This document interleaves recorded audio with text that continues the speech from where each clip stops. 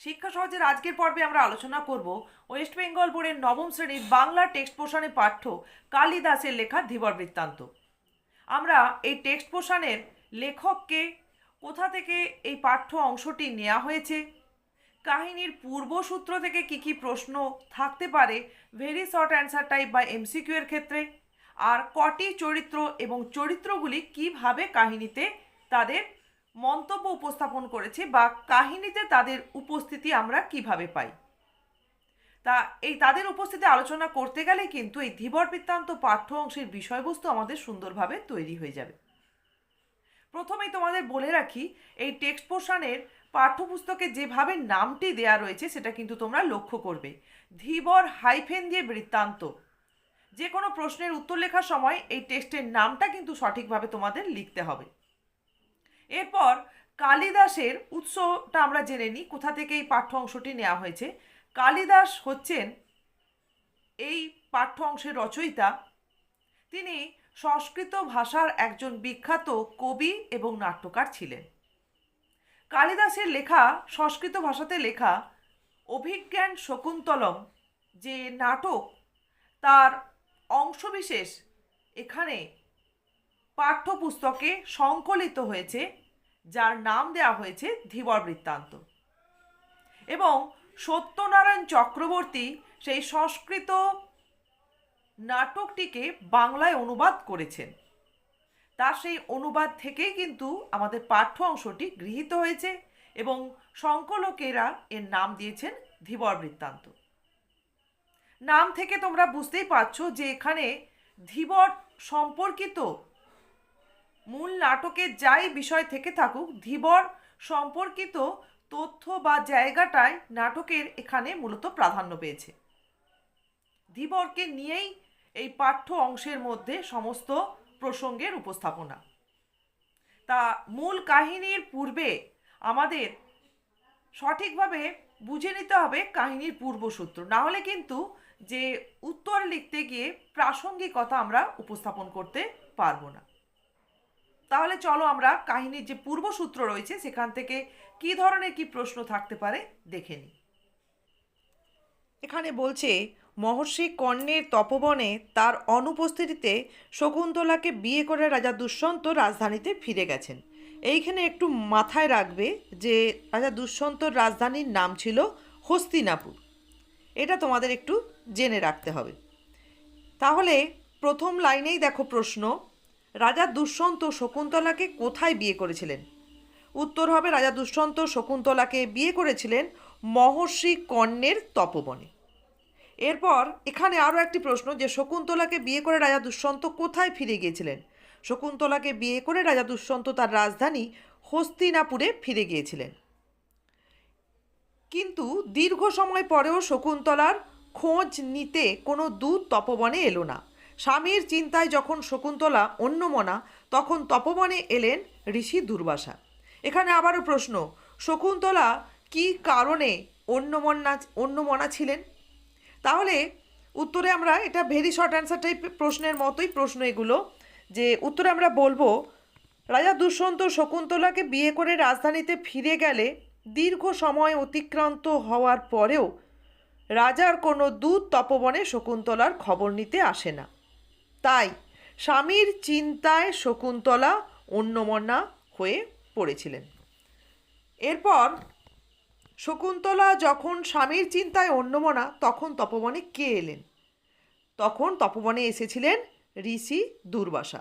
এর পরের লাইন দেখো, শকুন্তলা তার টের না পাওয়ায় ঋষি অপমানিত বোধ করলেন এবং অভিশাপ দিলেন, যার চিন্তায় সে মগ্ন সেই ব্যক্তি শকুন্তলাকে ভুলে যাবেন। তাহলে এখানে আবার প্রশ্ন, যে ঋষি দুর্বাসা কাকে অভিশাপ দিয়েছিলেন? ঋষি দুর্বাসা শকুন্তলাকে অভিশাপ দিয়েছিলেন। আবার প্রশ্ন, ঋষি দুর্বাসা শকুন্তলাকে কেন অভিশাপ দিয়েছিলেন? শকুন্তলা স্বামীর চিন্তায় অন্যমনা থাকার কারণে ঋষি দুর্বাসা তপবনে এলে তার টের পায় না।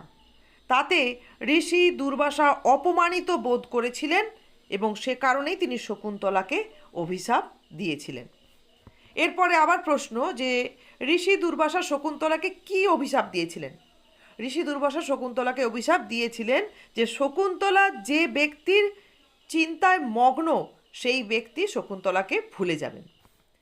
আচ্ছা, এর পরের লাইন, শেষ পর্যন্ত সখী প্রিয়ংবদার অনুরোধে ঋষি বললেন যে কোনো নিদর্শন দেখাতে পারলে তবে সাপের প্রভাব দূর হবে। তাহলে কার অনুরোধে ঋষি দুর্বাসা শকুন্তলার অভিশাপ দূরীভূত হওয়ার উপায় বলেন?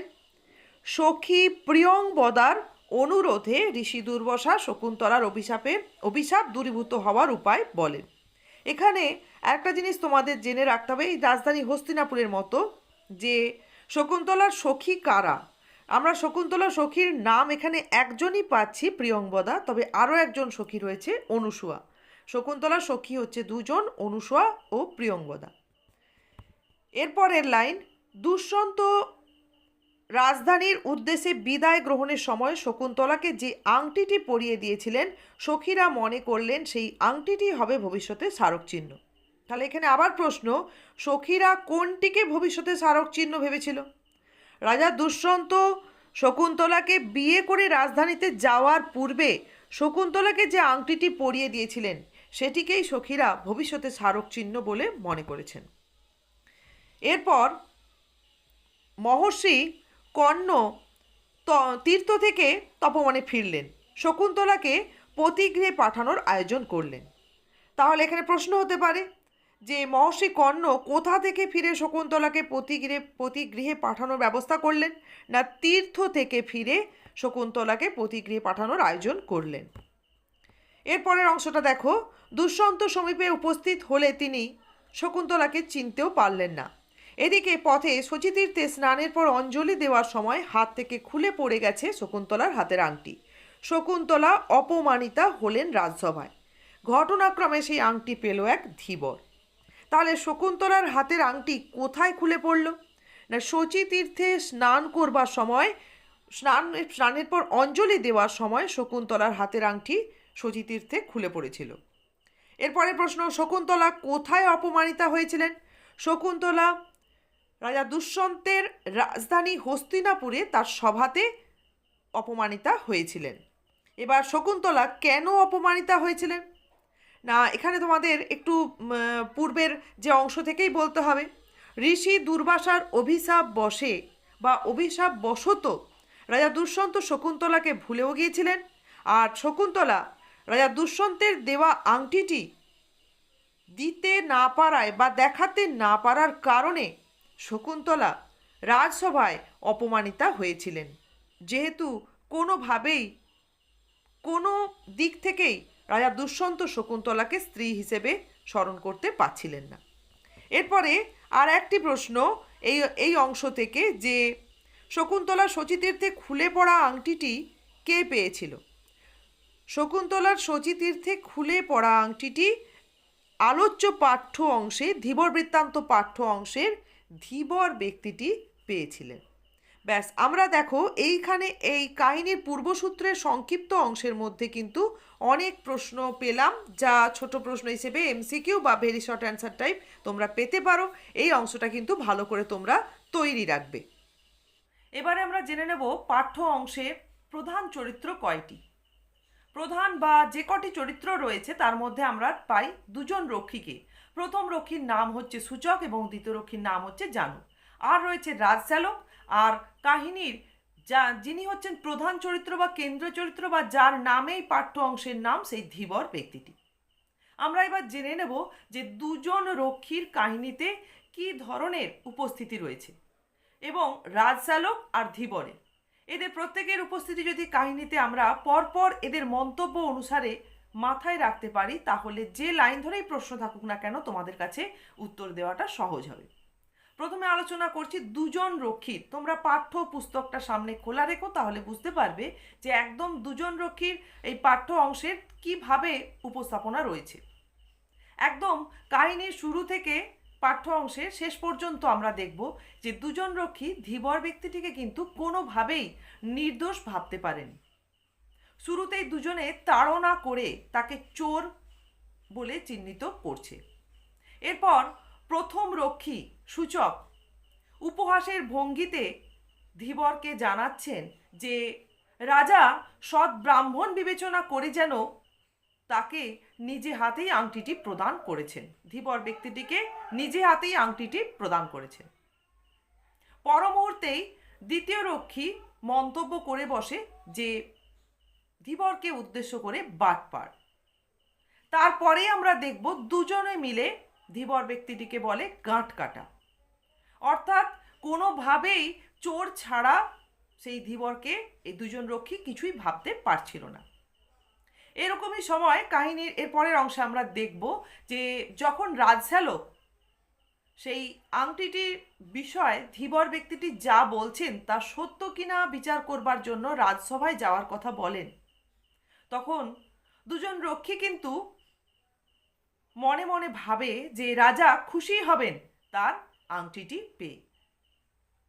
তারপরে আমরা দেখব যে রাজশ্যালক রাজসভা থেকে ফিরতে বিলম্ব করছেন, আর দুজন রক্ষী খুব উদ্গ্রীব হয়ে উঠেছে সেই ধীবর ব্যক্তিটিকে শাস্তি প্রদানের জন্য।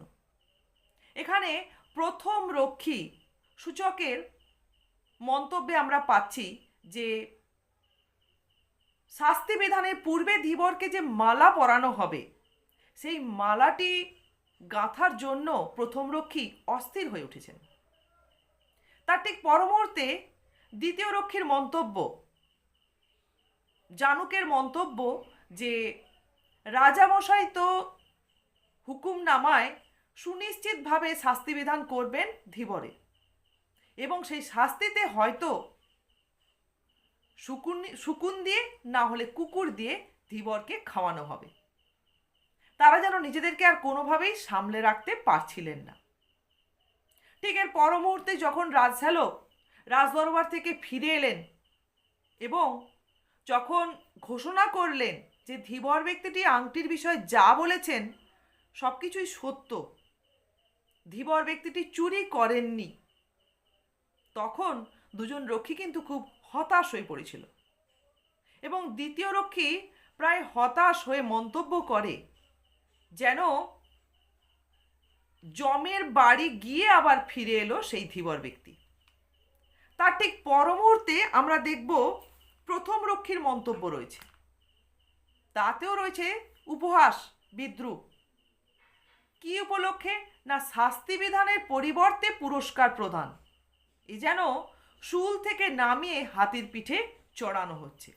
তাহলে দুজন রক্ষীর পরপর এ ধরনের মন্তব্যের মধ্য দিয়ে আমরা দেখব, এবং এমনকি শেষেও দেখা যাবে যখন জেলে সেই প্রাপ্ত পারিতোষিকের অর্ধেক দুজন রক্ষীকে খুশি করবার জন্য বা ফুলের মালা কেনার জন্য প্রদান করছেন, তাতে দ্বিতীয় রক্ষী তার নির্দ্বিধায় মেনে নিচ্ছে।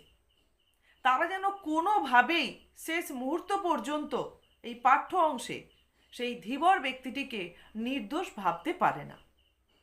তাহলে আমরা দুজন রক্ষীর এইভাবেই কাহিনীতে উপস্থাপনাটা লক্ষ্য করব। এরপর চলো আলোচনা করি রাজশ্যালক কিভাবে কাহিনীতে তার উপস্থিতি দেখাচ্ছেন। রাজশ্যালককে আমরা প্রথমেই একদম পাবো যে নগর রক্ষায় নিযুক্ত, রাজা দুষ্যন্তের নগর রক্ষায় নিযুক্ত ছিলেন রাজশ্যালক। এবং দুজন রক্ষী যে প্রতিনিয়ত ধীবর ব্যক্তিটিকে তাড়না করছিলেন তাদেরকে থামিয়ে ধীবর ব্যক্তিটিকে আংটিটির বিষয়ে বলার সুযোগ করে দিলেন। আবার তারপরেই রাজশ্যালক নিজেই ধীবর ব্যক্তিটিকে তার জীবিকা প্রসঙ্গে বিদ্রুপাত্মক মন্তব্য করে বসলেন। তবে পর মুহূর্তে বিবেচকের মতোই কিন্তু সেই ধীবরের হাতের আংটিটি নিয়ে রাজসভায় গেলেন ধীবর আংটি সম্পর্কে যা বলছেন তা সত্য কিনা যাচাই করবার জন্য। এরপর যখন রাজদরবার থেকে ফিরে এলেন তখন শুধু যেন মুক্ত কণ্ঠে নয়, মুক্ত মনে তিনি ঘোষণা করলেন যে ধীবর ব্যক্তিটি আংটি সম্পর্কে যা বলেছেন সবই সত্য। এবং রাজা দুষ্যন্ত সেই আংটির মূল্যের সমান পরিমাণ পারিতোষিক যে ধীবরকে প্রদান করেছিলেন তাও নির্দ্বিধায় রাজশ্যালক ধীবরের হাতে তুলে দেন। এখানে আমরা দেখব যে একটা প্রসঙ্গ রয়েছে। এই আংটিটির জন্য যে পারিতোষিক প্রদান করেছেন রাজা দুষ্যন্ত, তার পরিমাণ দেখে দ্বিতীয় রক্ষী রাজামশাইয়ের ওই আংটিটিকে নিয়ে যে অনুভূতি একটা ছিল সেটা যখন ব্যক্ত করেছে, তখন রাজশ্যালক ওই আংটি নিয়ে রাজামশাই যে কিছু সময়ের জন্য বিহ্বল হয়ে পড়েছিলেন, বা আংটিটি দেখার পর যে রাজামশাইয়ের, রাজা দুষ্যন্তের কোনো প্রিয়জনের স্মৃতি মনে এসেছিল বা ফিরে এসেছিল, এটাও তিনি এই কাহিনীতে উপস্থাপন করছেন। এরপর পারিতোষিক পাওয়ার পরেও জেলে যে তার নির্লোভ মনের প্রকাশ করেছিলেন, বা পারিতোষিক নিয়ে কোনোভাবে উল্লসিতও হননি, আবার পারিতোষিকের অর্ধেক মূল্য দুজন রক্ষীকে খুশি করার জন্য প্রদান করেছিলেন। জেলের এই স্বভাব দেখে রাজশ্যালক জেলেকে বিশিষ্ট প্রিয় বন্ধু হিসেবে ঘোষণা করলেন। তা মোটামুটি আমরা কাহিনীতে দেখব যে সমস্ত রকম বিভেদ ভুলে রাজশ্যালক একটা উন্নত মনের পরিচয় দিয়েছেন এই পাঠ্য অংশের মধ্যে। এরপর আমরা ধীবরের উপস্থিতি কিভাবে কাহিনীতে পাই দেখব। আমরা কাহিনীর শুরুতেই দেখব যে ধীবরের 2 হাত বেঁধে দুজন রক্ষী উপস্থিত করেছেন। এবারে ধীবরের অপরাধ কি ছিল? না রাজা দুষ্যন্তের নাম খোদাই করা মণিখচিত একটি আংটি তার কাছে এলো কি করে? ধীবর ব্যক্তিটিকে দুজন রক্ষী বা রাজশ্যালক চোর অনুমান করলেও বারবার তিনি যে কোনোভাবে সেটি চুরি করেননি, বা আংটিটি যে তার কাছে কিভাবে এলো তিনি সেটা উপস্থাপনার চেষ্টা করেন। দেখা যায় যে কোনোভাবেই দুজন রক্ষী বা রাজশ্যালক এরা বিশ্বাস করে উঠতে পারেন না। তখন ধীবর ব্যক্তিটি নিজেকে নির্দোষ প্রমাণ করবার জন্য তিনি কোথায় থাকেন, কিভাবে তিনি তার জীবিকা নির্বাহ করেন, কিভাবেই বা আংটিটি তার কাছে এলো, সমস্ত সবিস্তারে উপস্থাপন করেন। এখানে আমরা আরও একটা খুব গুরুত্বপূর্ণ অংশ রয়েছে পাবো ধীবরের। রাজশ্যালক যখন ধীবরের জীবিকা নিয়ে বিদ্রুপাত্মক মন্তব্য করেছিলেন, তারও কিন্তু উপযুক্ত জবাব দিতে পেরেছেন ধীবর, যেন আত্মরক্ষায় বা আত্মসম্মান রক্ষায় যেন মরিয়া হয়ে উঠেছেন ধীবর ব্যক্তিটি। আবার কাহিনীতে দুজন রক্ষী ধীবর ব্যক্তিটিকে শাস্তি প্রদানের জন্য যে উদ্গ্রীব হয়ে উঠেছিল, তাতে কিন্তু ধীবর বেশ নির্বিকারই থেকেছেন, বারবার ঘোষণা করেছেন তিনি নির্দোষ, তার কোনো দোষ নেই। এরপর রাজশ্যালক যখন রাজা দুষ্যন্তের কাছ থেকে আংটির বিষয় ধীবর ব্যক্তিটি যা বলছেন তা সত্য বলে ফিরে এসে ঘোষণা করেন, তখন কিন্তু ধীবরের প্রথম মন্তব্য যে তার সেই দিনের উপার্জন কি হবে, সেদিনের উপার্জন তো তার আর হলো না, তার সেদিনের পরিবার কিভাবে চলবে। এরপর রাজা দুষ্যন্ত যে পারিতোষিক পাঠিয়েছিলেন তার জন্য কিন্তু ধীবর ব্যক্তিটি কৃতজ্ঞতা জ্ঞাপন করতে ভোলেন না, তবে তিনি পারিতোষিক পেয়ে উল্লসিত হয়ে ওঠেননি। এখানে কিন্তু তার স্বভাব, তার মানসিকতার পরিচয় আমরা পাই। এছাড়া কাহিনীতে দেখা যাবে যে দুজন রক্ষীকে খুশি করার জন্য তিনি সেই প্রাপ্ত পারিতোষিকের অর্ধেক মূল্য দুজন রক্ষীকে ফুলের মালা কেনার জন্য প্রদান করছেন নির্দ্বিধায়। এভাবেই আমরা দেখব কাহিনীতে ধীবর ব্যক্তিটি তার স্বভাবের জন্য রাজশ্যালকের এক বিশিষ্ট প্রিয় বন্ধুও হয়ে উঠেছেন। তাহলে আমরা ধীবর বৃত্তান্ত পাঠ্য অংশে ধীবর ব্যক্তিটিকে এভাবেই পেয়ে থাকি। তাহলে এইভাবে যদি আমরা প্রত্যেকের উপস্থাপনাটা মাথায় রাখতে পারি, তাহলে কে কোথায় কি মন্তব্য করছেন, কেন করছেন, তার প্রাসঙ্গিকতা কিন্তু আমরা সঠিকভাবে উত্তরে উপস্থাপন করতে পারব। আশা করছি ধীবর বৃত্তান্ত এই পাঠ্য অংশটি তোমাদের এই আলোচনার মধ্য দিয়ে ভালোভাবেই তৈরি করতে পারবে। যদি কারোর কোথাও কোনো সমস্যা বা কোনো ব্যাখ্যা বা কোনো প্রশ্ন থেকে থাকে তাহলে তোমরা অতি অবশ্যই মেসেজ করবে।